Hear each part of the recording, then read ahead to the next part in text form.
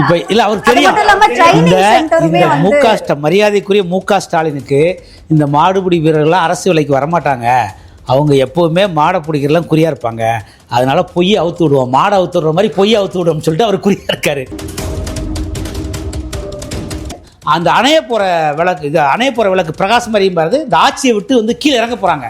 அப்படி இறங்க முடியலன்னா மக்களே கிழந்துலேருந்து அடிச்சு விரட்டுவாங்க. அந்த மாதிரி ஒரு சூழல் தமிழ்நாட்டில் ஏற்பட்டுருச்சு. அதனால என்ன வேணாலும் போய் பேசுவார்மா, பேசிட்டு போறாரு, விடுங்க, என்ன 3 மாசத்துக்கு அவர் பேசுறதா நம்ம கேட்டுக்கிறோம். அந்த மாதிரி ஒரு சூழல் தமிழ்நாட்டில் இருக்கு. அதிமுக அந்த தலைவி அம்மா, நீங்க எங்களை நீங்க அவ்வளவு ஈஸியால இடப்படாதீங்க. திமுக மாதிரி துரோக கட்சி கிடையாது. நாங்க சீமான் பேசுற அரசியலுக்கு எப்பவுமே உறுதியா இருக்கோம். நீங்க கேட்காம அண்ணன் சீமான் அவர்கள் அதான் சொல்றாங்க. இன்றைக்கு ஒரு பெரிய தீய ஆட்சி, கொள்ளக்கார ஆட்சி நடக்குது. அதனால இந்த கொள்ளக்கார ஆட்சியை தமிழ்நாட்டில் விட்டு விடப்பதற்கு சீமான் போன்ற தலைவர்கள் எங்களோட இணைஞ்சு பயணிக்கணும்.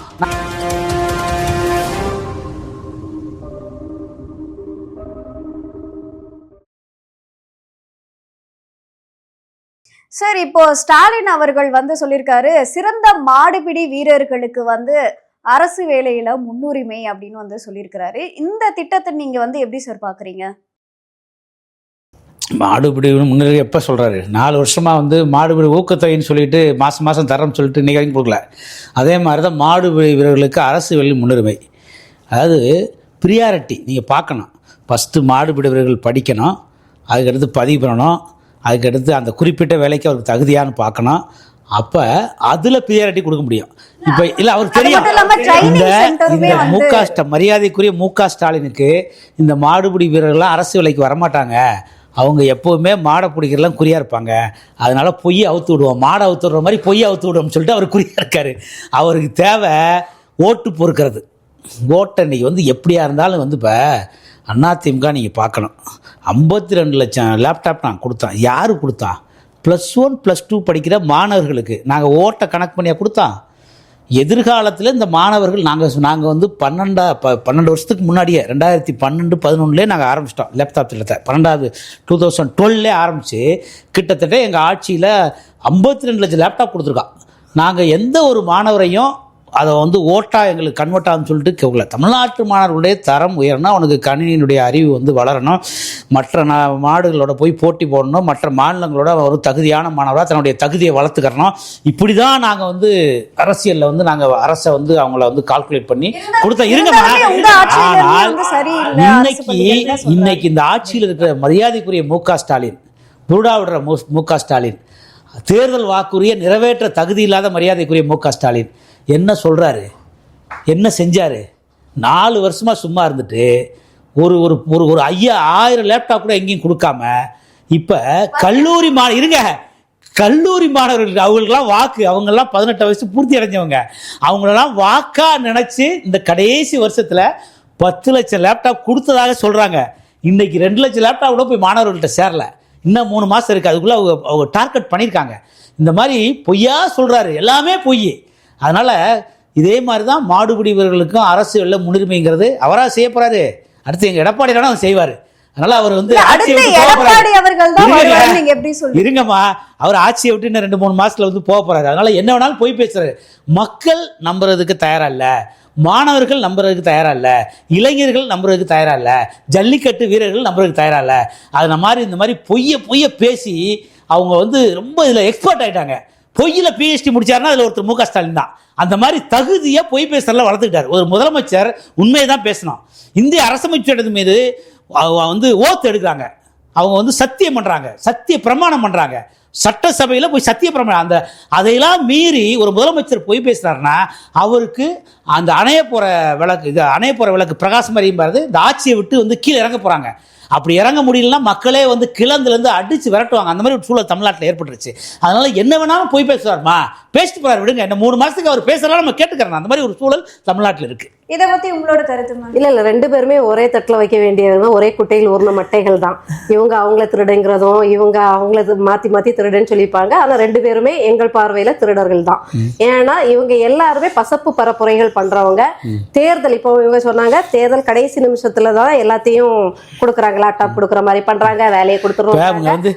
கடுமையான வார்த்தைகளை அதிமுக யூஸ் பண்றாங்க. எப்படின்னா திமுக நீங்க சொன்னீங்க, திமுக நீங்க பேசுங்க, இருங்க, திமுக பேசுங்க, நான் ஏத்துக்கிறேன். எங்களை நீங்க திருன்னு சொல்லும் போது அவங்கள பர்சனலா உங்களுடைய தலைவரை விமர்சிக்க சூழல் வரும். அவர் என்ன குட்டி குபேரரா, வட்டி கிடையாது வேண்டா, விட்டாம் ராசாரா, அவர் இன்னைக்கு ரோலக்ஸ் கார்ல போறாரு, மிகப்பெரிய பங்களாக்கா அவர் இருக்கு, அவர் ஆட்சி அதிகாரத்துல இருந்தாரா? அப்ப அரசியல்ல நேர்மையா இருந்தா புனிதா இருந்தா இவ்வளவு பெரிய சொத்து அவர் எப்படி வந்துச்சு? அப்புறம் கையூட்டு பெறாரா? எப்படி அவருக்கு இவ்வளவு பெரிய சொத்து வர்றது? நீங்க பாவம் நினைக்கிறேன். நீங்க சீமானை போய் கேளுங்க. அவருக்கு தேவைக்கு ஒரு ஆளுக்கு ஒரு தேவைக்கு ஒரு கார் வச்சிருக்க கூடாதா? ஒரு தலைவர் அவரு எத்தனை படத்துல அவர் நடிச்சாரு, எத்தனை படத்தை அவர் இது பண்ணாரு, அவரை பத்தி ஏ டு Z தெரியுமா? அவரு நேத்துக்கு கட்சி ஆரம்பிச்சு அடுத்த நாளே கார் வாங்கல. 15 வருஷம் விடுங்க, எல்லாருக்கும் எல்லாம் தெரியும். ஒரு கட்சி தலைவருக்கு தொண்டர் நீங்க உங்களை எல்லாம் அவருடைய உங்களை எல்லாம் மெஸ்மரிசம் பண்ணி பேசுற நீங்களா அப்பாவீங்க. சீமான் ஒண்ணும் புத்தரோ புனிதோ கிடையாது. அவரு ஒரு ஊழல்வாதி தான். அவரு கட்சி நீங்க திமுக 100 கோடி வாங்கிட்டாரு, 100 கோடி வாங்கிட்டாரு, இன்னைக்கு பெட்டி வாங்கிருக்காரு. நான் சொல்றேன், இந்த ஓப்பனா இந்த வந்து நான் அரசியல் குற்றச்சாட்டு வைக்கிறேன். 100 கோடி வாங்கிட்டு இன்னைக்கு அதிமுகவுக்கும் விஜய்க்கு எல்லாம் பேசுறாருன்னு சொல்றேன். அவருக்கு அது தேவையில்லை. தேவையில்லையா? அவருடைய வாழ்வாதாரம் எப்படி லக்ஸரியா வாழ முடியும்? எப்படி லக்ஸரியா வாழ முடியும்? திரள் நிதியை வச்சு வாழ முடியாது. திரள் நிதியை வச்சு வாழ முடியாது. திரள் நிதியை வச்சு வாழ முடியாது. கம்யூனிஸ்ட் கட்சியை இன்னைக்கு அரசியல் கட்சி நடத்த முடியல. கொஞ்சம் இப்ப வந்து அதிமுக ஆட்சியில இல்ல. எங்க வந்து எம்எல்ஏக்கள் எல்லாரும் குடிச்ச வீட்டுக்கு போயிட்டாங்களா? கார்ல பயணிக்காம பேருந்துல தான் இருங்கம்மா. எங்களை நீங்க வந்து எங்களமோ நீங்க புத்தர் மாதிரி புனிதர் மாதிரி எங்களை திருடர்கள் சொன்னா உங்களுக்கு எல்லாம் ஒப்புமைப்படுத்தி பார்க்கும் போது அவரு நீங்க திருட்டு போய் கூட வச்சுக்கிட்டு கட்ட பஞ்சாயத்துக்காரனை கூட வச்சுக்கிட்டு எல்லாம் மொல்ல மாதிரி முடிச்சிருக்கலாம் கூட பக்கத்துல வச்சுக்கிட்டு அதிமுக திருடர்கள் என்ன? நான் கேக்குறது உங்க கூட உள்ள அத்தனை பேரும் புத்தரா புனிதரா? அதுக்கு பதில் சொல்லுங்க. என்னால ஒவ்வொருத்தாலும் பெருசா சொல்ல முடியும். சீமான் யாருன்னு சொல்லிட்டு அவர் அரசியலுக்கு இன்னும் வரல, இன்னும் ஆட்சியை பிடிக்கல. போய் பிளாக் மெயில் பண்றது, போய் கட்ட பஞ்சாயத்து பண்றது, போய் மணல் கொள்ளையடிக்கிறவங்க கமிஷன் வாங்குறது எல்லாம் வாங்கிட்டு நாங்க புத்தகம் போட கிடையாது. மக்கள் பணத்தை எல்லாம் திருடி எல்லாம் இது பண்ணல. சரியா? ஒரு அரசியல் தலைவருக்கு வந்து ஒரு அடிப்படை வசதிக்காக கார் வைக்கிறதோ ஒரு வீட்டுல இருக்கிறதோ தப்பு. அதுவும் அவர் வந்து இன்னைக்கு கட்சி ஆரம்பிச்சு நாளைக்கே கார் வாங்கிட்டல. அவரும் 15 வருஷம் பிரயாணம் அதுல இருக்குது. அதே மாதிரி ஒரு அடிப்படை வசதி அரசியல் தேர்வுங்கிறது, தலைவரை தேர்ந்தெடுத்ததுங்கிறது இருப்பதில் சிறந்தவர். 5 பேர் நமக்கு வாத்தியார் இருப்பாங்க. 5 பேர்ல 5 பேரும் ஒண்ணு தேவதூதர்களோ 100க்கு 100 மார்க் போடுற அளவுக்கு அறிவில் சிறந்தவர்களோ இல்ல கையாளும் திறன் பெற்றவர்களா இருக்க மாட்டாங்க. உங்ககிட்ட 5 வாத்தியார்ல உனக்கு யாரை பிடிக்கும், உனக்கு கத்து தரதுல மேம்போக்கான அழகு இல்ல, உனக்கு கத்து தரதுல யாரை பிடிக்கும்னா 5 பேர்ல இருக்கிறதுல சிறந்தவர் தானே நீங்க சொல்லுவீங்க. ஆனா அவர்கிட்டயும் என்ன இருக்கும்? 2 குறை இருக்கும். அவர்கிட்டயும் உங்களுக்கு பிடிக்காத சில குணங்கள் இருக்கலாம், அவர்கிட்டயும் களைய வேண்டிய சில குணங்கள் இருக்கலாம். ஆனா அந்த ஒருத்தரை அந்த குரூப்ல எப்படி செலக்ட் பண்ணும், அந்த வகுப்பு மாணவர்கள் எப்படி செலக்ட் பண்ணுவாங்க? கணக்கு வாத்தியாரை எங்களுக்கு பிடிக்குங்கிறத எது இருப்பதில் சிறந்தவர். அதே மாதிரி களத்தில் இருப்பதில் சிறந்தவர் யாரு தேவதூதரோ இறைமகனோ கிடையாது. நீங்க இறைவன்கிட்டயே 10 குறை சொல்லுவீங்க. படைச்ச இறைவன்கிட்டயே நம்மளால 10 குறை காண முடியும். சொல்லுவோமா? நீங்க அப்படி படிச்சிருக்கலாம், என்ன இப்படி வச்சிருக்கலாம், சொல்லுவோமா இல்லையா? இறைவனுக்கே 10 குறை சொல்ற அளவுக்கு தான் நாம குறையுள்ளவர்களா இருக்கும். இருப்பதில் சிறந்தவர், அதனால அவர் பக்கம் நிக்கிறோம். உங்களை எல்லாம் காட்டிலும் சிறந்தவர், எங்களுக்கு அதுதான் வேணும், அததான் சொல்ல வரும். மத்தபடி நீ அவர் ஆட்சி அதிகாரத்துக்கு வந்து ஊழல் செஞ்சு திருடுனா நீங்களும் விமர்சனம் வைப்பீங்க. எங்களை போன்றோர் விலக கூட செய்வோம். ஐயோ எதிர்பார்த்த மாதிரி இல்ல, இவரு பேசுதான் பேசிருக்காரு ஆனா செயல்ல இல்லன்னு விலக கூட செய்யலாம். ஆட்சி அதிகாரத்துக்கு வந்த பிறகுதான் அது தெரியும். மக்கள் பணத்தை அவர் எடுப்பாரா இல்ல மக்களுக்கே அதை வந்து அடிப்படை வசதிகளை கட்டமைத்து கொடுப்பாராங்கிறது ஆட்சிக்கு வந்துதான் தெரியும். மற்றபடி சின்ன சின்ன கட்சிகளா ஏங்க நாங்க ஒரு குழந்தைகள் எல்லாம் முதியோர் எல்லாம் வச்சிருக்கோம், எங்க சொத்தை வித்தாத கொடுத்துட்டு இருக்கோம். வரக்கூடிய நன்கொடைகள் மூலமா தான் 1000 ரூபாய் 2000 ரூபாயில தான் அவர்களுக்கு சாப்பாடு போட்டு நாங்களும் சாப்பிட்டுக்கிறோம். அப்போ நீங்க கேப்பீங்களா நீங்க சாப்பிடலாமா அப்படின்னா அங்க சிந்தி செதறி போற சாப்பாடை தான் நாங்க சாப்பிடுறோம். அப்போ இதை வந்து எங்களால என்ன செய்ய முடியாது, மொத்த 1 கோடி ரூபாயை புரட்டி செய்ய முடியாது. எல்லாரையும் சொல்லல, சீமான் அத்தனை பேரும் புத்தர் கிடையாது, புனிதம் கிடையாது. அவரும் அரசியல்ல தவறு பண்றாரு, அவருக்கும் ஒரு சில அட்ஜஸ்ட்மெண்ட் பண்றாரு, வேட்பாளர்களை போடுறதுல வந்து அட்ஜஸ்ட்மெண்ட் பண்றாரு. அதெல்லாம் தப்புங்க. அவங்களுக்குள்ள வந்து ஒரு ஏங்க, அண்டர்ஸ்டாண்டிங் அதை மட்டும் பாலிடிக்ஸ் தயவு இருக்கு. செய்து சொல்லாதீங்க. ஏன்னா வேட்பாளர் தேர்வுகள் எல்லாம் நாங்க கொஞ்சம் பக்கத்துல இருந்து பார்க்கக்கூடிய சந்தர்ப்பங்கள் அமையுது. அதனால அதை மட்டும் தயவு செய்து சொல்லாதீங்க. அந்த சமரசம் அவருக்கு இல்லவே இல்ல. அவரு பாக்குறது நம்ம கட்சி கொள்கை கோட்பாட புரிஞ்சிருக்கணும். ஓரளவுக்கு படித்த தெளிவுள்ளவர்களா இருந்தா அந்த தெளிவோட அவங்க நம்ம கிட்ட வருவாங்க. உறுதியா நிக்கணும். எந்த கட்சிக்கும் பொது பயப்படாம தளத்துல பாயிருங்க, தேர்தல் காலத்துல பதுங்கிறீங்க, அதான் பிரச்சனை. இப்ப இல்லங்க, நான் தள்ளி நின்னேன்னா எனக்கு தெரியாது. நான் சில வேட்பாளர்கள் தேர்வு செய்யறத கண்ணால பாக்குறேன். அவர் அப்படிதான் தேர்வு செய்யறாரு. பணங்கிற பேச்சு அங்க சுத்தமாவே இல்ல. நீங்க நிப்பீங்களா, உறுதியா நிப்பீங்களா, பயப்படாம நிப்பீங்களா, அதான் முத கேள்வி. அப்படிதான் அவர் தேர்வு செய்யறாரு. தயவு செய்து எங்க இருந்தோ பாத்துக்கிட்டு தப்பான பரப்புரை ஒருத்தர் சொல்றத அப்படி பிடிச்சு சொல்லாதீங்க. எனக்கு இங்க போய் சொல்ல வேண்டிய அவசியம் நான் என்ன சொல்றேன்னா, அரசியலுங்கிறதே இன்னைக்கு வந்து ஒரு எல்லாம் மொத்தமா பேசுங்க. நீங்க வந்து 4 லட்சம் கோடி 4 வருஷத்துல 4 லட்சம் கோடி கொள்ளையடிச்ச திமுகவை எங்களையும் சமமா பார்த்தா என்ன அர்த்தம்? அதுதான் எனக்கு கோவம். எல்லாருமே அதை பண்றீங்க, அதை பண்ணிட்டீங்கன்ற. மாற்று கட்சியை நாங்க ஏன் தேர்ந்தெடுக்கிறோம்? மாற்று கட்சிக்கு நாங்க ஏன் வாரோம்? நீங்க 2 பேருமே அதை பண்றீங்கிற வெறுப்புலதான் மாற்று கட்சிக்கு வாரோம். 2 பேர்ல யாராவது நீங்க சீமான் வந்து 2003 கட்சி ஆரம்பிச்சாரா? அதுக்கப்புறம் கிடையாது. நீங்க வந்து 96ல இருந்து பாக்கலாம். நம்ம எல்லாம் இப்ப சமகாலத்துல 96ல இருந்து அரசியலை பாக்குறோம். நீங்களும் அந்த களமா இருக்கும் கண்டிப்பா. இப்ப 96ல வைகோன்னு ஒரு கேரக்டர் பிரிச்சு அதிமுக திமுக பிடிக்காத வைகோக்கு ஒரு அதே 2006ல விஜயகாந்த் போட்டாங்க. அன்னைக்கு சீமான் 1% ஓட்டு கூட வாங்கல. அதே 2016ல இருங்க டிடிவின்னு ஒரு கேரக்டர் மாத்திக்கிட்டு சோரம் போயிட்டாங்க. அத நாங்க செய்யாம தெரியாம நிக்கிறதே 2016ல மக்கள் நல கூட்டணி ஒரு கேரக்டருக்கு ஓட்டு போட்டாங்க. இப்படி ஒவ்வொரு 10 வருஷத்துக்கும் ஒரு அரசியல் நிலைப்பாட மாத்திக்கிறவங்க தான் மக்கள். அந்த மாதிரிதான் சீமானுக்கு ஓட்டு வருது.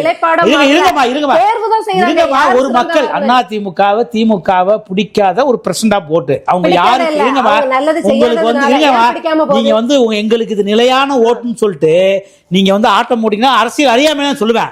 நீங்க இருங்கம்மா இருங்க அரசியல் அறியாமை சொல்ல முடியும். தமிழ்நாட்டுல 75,000 பூத் இருக்கு. 75,000 பூத்துல யாரு கட்டமைப்பு இருக்கு? அதிமுக இருக்கு. இப்ப SIR பணி நடந்துச்சு, நீங்க வந்து பண்ணீங்க உங்க சார்பாக. இருங்கம்மா, எங்க நாம் தமிழர் கட்சி தான் ஃபுல்லாவே நின்னு உங்களுக்கு எதுவுமே அரசியல் தெரியலன்னு அர்த்தம். இதுல இருந்து என்ன தெரியுது? 75,000 பூத்ல இருங்க திமுக பாலாட்டிட்டு இருந்துது. என்னத்தையா பேசாதீங்க. 75,000 பூத்லயும் உங்களுக்கு கட்டமைப்பே கிடையாது. முதல்ல புரிஞ்சுங்க. நாங்க எல்லாம் களத்துல தேர்தல் பணி செய்யறாக்கள். இருங்கம்மா, நாங்க வந்து எலெக்ஷன் பூத்துக்கு போவா. பூத்ல நாம் தெரியல ஏஜெண்டே இருக்காது. முதல்ல புரிஞ்சிருக்க. ஏஜெண்டே இல்லாத கட்சி, ஏஜெண்டே இல்லாத கட்சி. நீங்க வளர்றதுக்கு முன்னாலே எங்களை நீங்க என்னமோ புத்தர் மாதிரி புனிதர் மாதிரி நீங்க திருடர்கள், நீங்க அந்த பாதை இந்த என்ன சொல்லிட்ட வளருங்கம்மா, வளருங்க. எவன் கொள்ளையடிக்கிறானா ஆளுங்கட்சியா இருக்கா அவங்களை விமர்சனம் பண்ணுங்க. நீங்க எங்க நாங்க 4 வருஷமா ஏது மரியாதை அப்பாவியா இருக்கோம். எங்களை சேர்த்து பேசினா என்ன அர்த்தம்? வந்து நூலாயி என்ன செஞ்சுட்டா? என்ன 7.5 கொண்டு தப்பா? அம்மா உணவு போட தப்பா? ஆடு கோடி கொடுத்தது தப்பா? இருங்க, பைக் கொடுத்தது தப்பா? சின்ன மீனை போட்டு 2000 மினிக்கல் இருங்க, 2000 மினிக்கல் கொடுத்தது தப்பா? சாலை ஒழுங்கா இருக்குதா? என்னமா உங்க ஆட்சி காலத்துல சாலை ஒழுங்கா இருந்துச்சு? ஏன் ஒழுங்கா இல்ல? பஸ் ஒழுங்கா இருந்துச்சு? இருமா 5000 ஏரிகளை சீமான் அடிக்கடி விவசாயத்தை பேசுங்க. 5000 ஏரிகளை இருங்கம்மா, 5000 ஏரிகளை குடிமராத்துக்குள்ள தூர் வாரணும். உங்களால பேச முடியுதா? பேசுங்க. அதே பேச மாட்டேங்கிறீங்க. இந்த மாதிரி நீங்க வந்து போய் பேசுறீங்கன்னா இன்னைக்கும் நாம் தமிழர் கட்சி தான் அதையும் செஞ்சிட்டு உங்களுக்கு 5000 ஏரிய ஒரு சிங்கிள் பைசா வந்து ஊழல் இல்லாம நாங்க 5000 ஏரிய தூர் வரணும். அதனால 4 வருஷத்துல தமிழ்நாட்டுல நீர்வளம் உயர்ந்திருக்கு. எங்க பார்த்தாலும் ஏரியும் குளங்கள் தண்ணி இருக்கு. ஒத்துக்கிறீங்கம்மா? ஆட்சியிலையும் தண்ணியில தாங்க மிதந்தாங்க மக்கள். இதே நான் ஒண்ணு பேசுறேன், நீங்க ஒண்ணு பேசுறீங்க. நான் கேட்கறது தமிழ்நாடுல 5000க்கு மேற்பட்ட ஏரிகளை நாங்க தூர்வாரி தமிழ்நாட்டுல நீர்வளம் உயர்ந்திருக்குன்னு சொல்றேன். அது பதில் சொல்ல மாட்டேங்கிறீங்க. அப்ப நீங்க என்ன டிஎம்கே மாதிரி பேசுறீங்க? நீங்க இந்த 6 மாசமா உங்களுடைய நிலைப்பாடு, உங்களுக்கு கொடுத்த அசைன்மெண்ட் திமுகவே அதிமுக சேர்த்து பேசுங்க. 4 லட்சம் கோடி கொள்ளையடிச்சவனையா ஏது மரியாதை அதிமுகவை சேர்த்து வச்சு பேசுங்க. இதுதான் உங்களுக்கு கொடுத்த உங்களுக்கு திமுக கொடுத்த அசைன்மெண்ட். அதான் உங்களுக்கு கொடுத்த அசைன்மெண்ட் பேசுறீங்க. அப்படி கிடையாது. திமுக சாதகமா பேசுவோம். நாங்க தான் திமுக நீங்களும். ஆமா, 4 லட்சம் கோடி கொள்ளையடிச்சவனை எங்களை ஒன்னா பேசும்போது உங்களுக்கு திமுக கொடுத்த அசைன்மெண்ட். கோடி கம்மியா கூடுதல் எத்தனை உங்களை திமுக கையில் எடுத்துருச்சு, விஜய கையில் எடுத்துருச்சு, திருமுருகன் காந்தியே கையில எடுத்துருச்சு, கோவனை கையில எடுத்துருச்சு. கோவன் ரேஞ்சுக்கு சீமான் போயிட்டாரு. பாவமா இருக்கு பார்த்தா. கிடையாது, 2 பிக் பாக்கெட் காரன் இருக்காங்க. ஒருத்தன் 100 ரூபாய் அடிச்சுட்டான், இன்னொருத்தன் 101 ரூபாய் அடிச்சுட்டாங்கிறதுக்காக இவன் கம்மி இவன் இதுன்னு 2 பேர் திருடர்கள். அதெல்லாம் சொல்லுவாங்க. நாங்க 2 பேரும் கோவன் மாதிரி இறங்கிங்களே. கோவன் பாவம் தான்ப்பா. அப்ப நாங்க மாத்து. அப்ப உங்களுக்கு 200 ரூபாய் 2000 ரூபாய் வாங்கி பேசுறேன். செந்தில் வேலுக்கு என்ன வித்தியாசம்? இல்ல நாங்க ஒரு மாத்து கட்சி. செந்தில் வேலுன்னு ஒரு பேச்சாளர் தெரியுமா? நீங்க சரியில்லைன்னு தான் நாங்க மாத்து கட்சி ஆரம்பிச்சுட்டு உங்களை துதி பண்ணணும்னு என்ன அவசியம் வந்துச்சு? நீங்க நல்லா தான் போயிட்டு இருந்தீங்க. இந்த 6 மாசமா உங்களோட நிலைப்பாடு சரியில்லை. கிடையாது. அதிமுகவையும் நாங்க சொல்லதான் செய்யறோம். யார் ஆட்சியில இருக்காங்களோ அவங்கள பேசுறேன். யாரால மக்கள் துன்பப்படுறா? யாரால இன்னைக்கு நொந்து நூலா இருக்க? நாங்க வரணும்னா ஏற்கனவே உள்ள போலிகள் யார் யார் இருக்காங்களோ அத்தனை பேரையும் அடையாளம் காட்டுவோம். அப்பதான் நாங்க வர முடியும். உங்களை வாழ்த்திட்டு நாங்க எதுக்கு அரசியல் பண்ணணும்? நாங்க எதுக்கு மாற்று கட்சியா இருக்கணும்? நீங்க பேச மாட்டீங்கல்ல. நீங்க பேசவே விட மாட்டேங்கிறீங்க. பேசுங்க. அதாவது அதிமுகவும் சரியில்லை. ஊழல், லஞ்சம், அநீதி, நேர்மையற்ற ஆட்சி. அதேதான் திமுகவும் மக்கள் விரோத ஆட்சி தான். 2மே பண்ணுதுங்கிறதுக்காக தான் இவங்களை விட நாங்க சிறந்தவர்கள்னு களத்துல வந்திருக்கோம். நாங்க எப்படி இன்னொரு கட்சியை நீங்க இவ்வளோண்டு போட்டத, இவ்வளோண்டு பொறி மீனுக்கு போட்டதெல்லாம் நாங்க பெருசா போட முடியும்? நீங்க லட்டா எடுத்து வச்சுக்கிட்டு எங்களுக்கு பொறி போட்டீங்கன்னு நாங்க சொல்லதான் செய்வோம். ஆளுங்கட்சியும் விமர்சிப்போம். நீங்க வந்துடக்கூடாது, நாங்க தான் மாற்று, நாங்க நேர்மையான ஆட்சி தருவோங்கிறத மக்களுக்கு புரிய வைக்க உங்களோட குறைகளையும் சொல்லுவோம். உங்களோட நல்லது நாங்க எதுக்கு சொல்லணும்? அதை நீங்க சொல்லுங்க. உங்களோட கெட்டதான் நாங்க சொல்லுவோம். அப்பதான் எங்க அரசியல். அதிமுக குற்றச்சாட்டு வைக்கல. இந்த மாதிரி சமூக ஆர்வலர்கள் நீங்க ஒரு சாரர் பேசுறத கேட்காதீங்க. நாம் தமிழர் எல்லாரோட பேச்ச முடிஞ்சா கொஞ்சம் வேகப்படுத்தி பாருங்க. 4 வருஷமா அரசியல் பண்ண சீமான குற்றச்சாட்டுல யாரா? இந்த 6 மாசமா திமுக பெட்டி வாங்கிட்டு பேசுறாங்க, சாதாரணமா பேசுறாங்க. அது பேசுறத பாக்காதீங்க. அதுக்கு பிறகு அவர் திமுக எவ்வளவு சாடி பேசுறாரு பொதுக்கூட்டத்துல, அதை பாருங்க. நீங்க அடுத்தவங்க சொல்றத கேட்காதீங்க, பாருங்கன்னு சொல்றேன். அப்ப பெட்டி வாங்க மாட்டாருங்க. சந்தோஷம். நன்கொடை முழுக்க எங்க கட்சி சார்ந்து கொடுக்கறது. கட்சி மக்கள் தான் அவங்களோட உழைப்புல ஒரு பகுதியை போடுறாங்க. இப்ப நாளா பெருசா கொடுக்கலப்பா என்கிட்ட இல்ல, நம்ம சும்மா போறோம் வாரம், நம்மளால முடிஞ்ச சின்ன வேலையை செய்யறோம், அவ்வளவுதான். அது கூட இல்லன்னு வச்சுக்கோங்களா, ஒரு அட்டண்டன்ஸ் மாதிரி தான் நம்ம. ஆனா தன்னுடைய உழைப்புல இருந்து பெருந்தொகைகளை கொடுக்கக்கூடிய இந்த கட்சி வரணும், கட்சியோட நகர்வு நல்லா இருக்கணும்னு ஒவ்வொரு பங்களிப்பு கொடுக்கறவங்க எக்கச்சக்கமா இருக்காங்க. இன்னொன்னு, ஒரு பொங்கல் நிகழ்வுக்கு கூட 500 200 கொடுக்கறவங்க இருக்காங்க. அதெல்லாம் நம்ம கண்ணு முன்னாடி பாக்குறோம். ஏன்னா நம்ம அந்த குழுல இருப்போம். அப்போ இது எல்லாமே மக்கள் இயக்கமா எப்படி நடக்குதுங்கிறது நமக்கு கண்ணு முன்னாடி தெரியுது. அவர் அப்படி அங்கேயும் சொல்றத சரிங்க, நாங்களாம் செய்யறத சொல்லதே கிடையாது. நீங்க இருங்கம்மா எதிர்கட்சியா இருந்தா கூட ஒரு அதிமுகவுடைய சாதாரண தொண்டன், ஒரு கிளை செயலாளர், ஒரு வார்டு செயலாளர், ஒரு வட்ட செயலாளர், ஒரு மாவட்ட அணி செயலாளர், எந்த நிர்வாகி இருந்தாலும் அம்மாவுடைய பிறந்த நாளுக்கோ நினைவுகளுக்கோ சாப்பாடு போடுவோம், நலத்திட்ட உதவி வழங்கும். என் தகுதிக்கு நான் ஒரு 2000 பேருக்கு நலத்திட்ட உதவிங்க. இந்த மாதிரி தமிழ்நாடு ஃபுல்லா நாங்க பண்ணிக்கிட்டு இருக்கோம். லட்சக்கணக்கான பேருக்கு பண்ணிக்கிட்டு இருக்கோம். கோடிக்கணக்கான போய் அதனாலதான் அதிமுக களத்துல இருக்கு. நாங்க யார்கிட்டையும் போய் 1 ரூபாய் வாங்க மாட்டோம். எங்களுடைய சொந்த நிதிய நீங்க சொல்றது எல்லாரும் செய்வாங்க. நாங்க ஹோம் நடத்துறோம். எங்களுக்கு ஸ்டாலின் ஐயா பிறந்த நாள்னாலும் சாப்பாடு கொடுப்பாங்க, எடப்பாடி ஐயா பிறந்த நாளும் ஒரு கட்ட விட்ட வச்சு சாப்பாடு கொடுப்பாங்க, விசை அவர்கள் பிறந்த நாள்னாலும் சொல்றீங்கம்மா. நாங்க சொல்றது களத்துல பண்ணுவோம். என்ன சொல்றேன்னா எல்லாருமே செய்வீங்க. ஏன் சாப்பாடு எல்லாருமே செய்றீங்க. நீங்க நேர்மையற்ற அரசியல் பண்றீங்கன்னு தான் நாங்க குற்றச்சாட்டு வைக்கிறோம். நீங்க குடுக்கறது, நீங்க உங்க வீட்டு வேலையாட்களுக்கு கூட திருமணம் கூட பண்ணி வைப்பீங்களா இருக்கலாம். அதுக்காக நீங்க செய்யற குற்றத்தை நாங்க சொல்லாம இருக்க முடியாது. சரி புரியுதுல்ல? இல்ல எங்களுடைய 4 லட்சம் கோடி கொள்ளையடிச்ச திமுகன்னு உங்களுக்கு வாயில வருதுல, எங்களையும் திமுகவையும் சமமா பாவிக்கிறீங்க. இறுதி வரைக்கும் இன்னைக்கு வரைக்கும் உங்க இப்ப வரைக்கும் இவ்வளவு நேரம் பேசுறீங்க. 4 லட்சம் கோடி கொள்ளையடிச்சு இந்த ஆட்சின்னு உங்களால சொல்ல முடியல. இல்ல கொஞ்சம் உங்களுக்கு கொடுத்த அஜெண்டா இல்ல, நீங்க அஜெண்டா பேசுறீங்க. நான் சொல்றேன் இப்ப இவ்வளவு நேரம் அவர்கிட்ட அதான் சொன்னேன். 4 லட்சம் கோடி கடன் வாங்கி வச்சிருக்கீங்களே, வந்த வேகத்திலேயே உங்க அமைச்சர்கள், எம்எல்ஏக்கள், அதிமுக அமைச்சர்கள், எம்எல்ஏக்கள் அத்தனை பேரோட பினாமி சொத்துக்களையும் கூட்டுனா அந்த கடன் 9 லட்சம் கோடி வருது. அப்ப இங்க இருந்தா புடுங்கி போடணும்னு அவர்கிட்ட சொல்லியிருக்கேன். அது நீங்க சீமான் ஆட்சி கட்டா பண்ணுங்க, சந்தோஷம். நான் ஒரு கட்சி இல்லாம அதை நான் வரவேற்கிறேன். சீமான் மாற்று கட்சி மீச முளை போறதுல கட்சின்னு அர்த்தம், அவ்வளவுதான். சித்தப்பாவும் ஆக போறல. அதனால எந்த காலத்துல நீங்க போறீங்க எகத்தாலும் நையாண்டிகளுக்கு மத்தியில அவர் முதல்வர் ஆகதான் போறாரு. உங்களை விட இவருக்கு அண்ணா ஈழத்துக்கு எப்பெல்லாம் பிரச்சனை வருதோ, ஈழ மக்களுக்கு எப்பெல்லாம் பிரச்சனை வருதோ எம்ஜிஆர் வந்து கோடி கோடியா அள்ளி கொடுத்தவரு. உச்சகட்டமா இருங்கம்மா சீமானனை பாராட்டி இருங்கம்மா உச்சகட்டமா பேச விடுங்க. இன்னொரு நீ பேசுனீங்க உச்சகட்டமா 2009 போர் வந்து உச்சகட்டமா நடந்தது. கருணாநிதி ஏமாத்துறாரு, உண்ணாவிரதம் இருக்காரு. கருணாநிதியுடைய உண்ணாவிர வாபஸ் இருங்கம்மா கருணாநிதியுடைய உண்ணாவிரத்தை வாபஸ நம்பி ஒட்டுமொத்த மக்களும் முள்ளிவாய்க்கால் இருந்து லட்சக்கணக்கான பேர் கொத்து கொண்டு போது செத்தாங்க. அப்ப கூட இருங்கம்மா அப்ப மரியாதைக்குரிய மாண்புமிகு புரட்சியாளர் அம்மா அவர்கள் ஒரு மிகப்பெரிய அறிவிப்பை என்னை வந்து மத்திய ஆட்சியில அதிகாரத்துல எனக்கு பங்கு வந்தா எனக்கு அந்த ஆட்சியை நடத்தக்கூடிய அந்த ஆட்சியில நாங்களும் அந்த ஆட்சியை டைரக்ஷன் பண்ணக்கூடிய பவர் வந்துச்சுன்னா இந்திரா காந்தி எப்படி வந்து பங்களாதேசத்தை பிரிச்சு பங்களாதேசத்தை பிரிச்சு எப்படி பங்களாதேஷ் உருவாக்க என்னால இலங்கையில ஈழத்தை உருவாக்கணும்னு பேசினா கட்சி அதிமுக அந்த தலைவி அம்மா. நீங்க எங்களை வந்து நீங்க அவ்வளவு ஈஸியால இடப்படாதீங்க. திமுக மாதிரி துரோக கட்சி கிடையாது. நாங்க வந்து சீமான் பேசுற அரசியலுக்கு எப்பவுமே உறுதியா இருக்கோம். நீங்க கேட்காம அகாடமியில அண்ணன் சீமான் அவர்கள் அதான் சொல்றாங்க. நீங்க சொன்னதை அவர்தான் சொல்றாரு.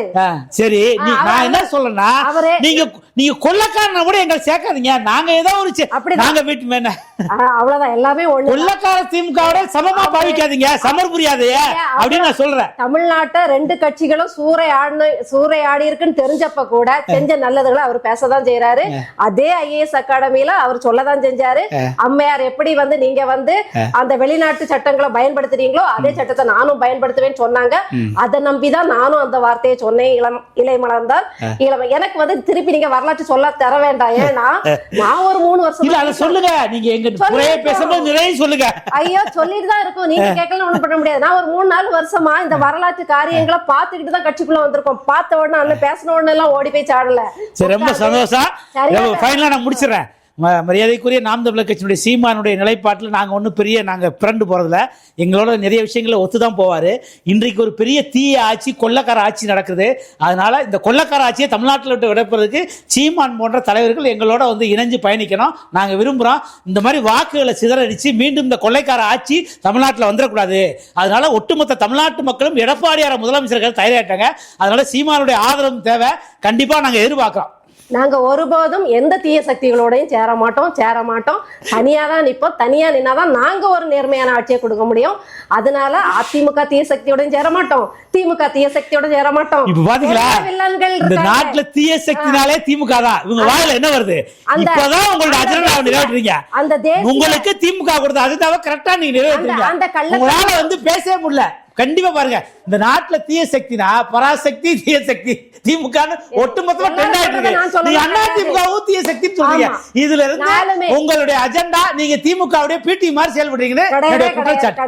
சீமான் வந்து திமுகவுடைய பிடி, அவர் வந்து அரசியல் களத்துல மக்களுடைய நாடு திருப்பி அடியாறுவது. அவர் இந்த ஆட்சி அகற்றுறதுக்கு மீண்டும் திமுக ஆட்சி தொடர்றதுக்கு மறைமுக உதவி பண்றாரு. இவர் திமுகவுடைய பிடி. அவ்வளவு கிடையாது. 2 தேசிய கட்சிகளும் எங்களுக்கு தேவையில்லை. 2மே பொங்காட்டம் தான் ஆடும். 2 மாநில கட்சிகளும் தேவையில்லை. நான் நேரான பாதையில போகணும், தனியா போகணும், தனியா இருந்து செய்யறேன்.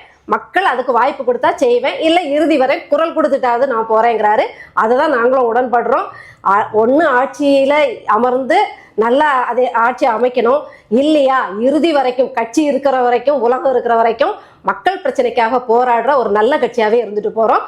நாங்க எந்த தீய சக்திகளோட ஒட்டம் கிடையாது, உறவும் கிடையாது. உங்களோட நேரத்தை ஒதுக்கி பல்வேறு கேள்விக்கு விளக்கம் அளிச்சிருக்கீங்க. அதற்கு